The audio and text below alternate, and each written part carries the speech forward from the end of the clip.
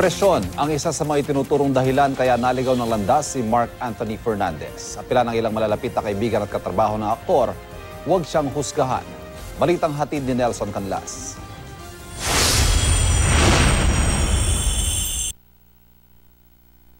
Anak na raw ang turing ni showbiz manager Lolit Solis kay Mark Anthony Fernandez na nasubaybayan niya mula pagkasilang, pagsikat bilang isa sa gwapings, hanggang mag-asawa at magkaanak.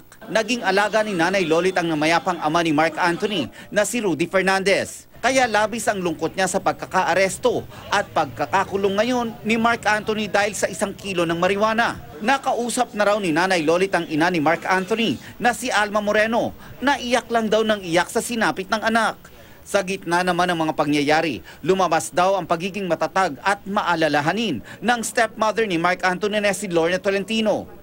Ayon pa kay Nanay Lolit, buong gabi raw hinanap ni Lorna si Alma nang mahuli si Mark noong Lunes. Talagang wala siyang ginawa kundi hanapin si Alma kasi wala siya yata ang telepono ni Alma Moreno. All night long, she was looking for Alma hanggang nagkausap silang dalawa. At nakakatuwa, pag nag-uusap sila talagang parang ang common denominator lang nila si Mark. Hindi maiwasan ni Nanay Lolit na sisihin ang depresyon ni Mark na nagsimula raw mula sa kanyang pagbibinata. Dahil daw sa mga bagay na hindi matanggap ng aktor, tila naging ligaw na ito habang daladala ang labis na kalungkutan. Ayoko man sabihin, nag-start yan, nakita ko yung deepest depression niya nung nakapag-break siya nung kay Claudine Barreto. Talagang that was talaga yung talagang downfall niya.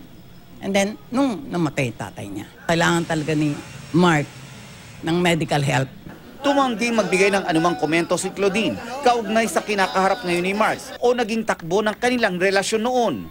Para matapos ito, 200,000. Ang pelikulang pinarangalan sa Cannes na Marosa ang naging huling pelikula ni Mark Anthony sa ilalim ng direksyon ni Brillante Mendoza. Supposed to be doon, isa siyang pulis. Napaka-ironic nga. Ikinagulat ni Direk Brillante nang mabalitaang nahuli si Mark Anthony. Magaling siyang artista. No? Yes, I'm talking about Marosa. Kasi nung kinukuha ko siya, maraming nagsasabi sa akin, wag mo siyang kuhanin na. Kasi baka magka-problema ka pa. True enough, hindi naman ako nagka-problema. Marami pa raw plano si Mark Anthony bilang aktor at gusto pa ngang i-remake ang mga pelikula ng amang si Daboy. He always parang talk about his father at saka yung anak niya. Sabi niya, alam mo, mas nagmana yung anak ko kay Daboy kaysa sa akin. Kapwa manalulungkot sina Nanay Lolit at Direk Brillante. Kanya-kanya silang pakiusap na wag munang husgahan si Mark Anthony. Basta tandaan nila si Mark, gumagamit lang pero never naging puser. Siguro yun lang.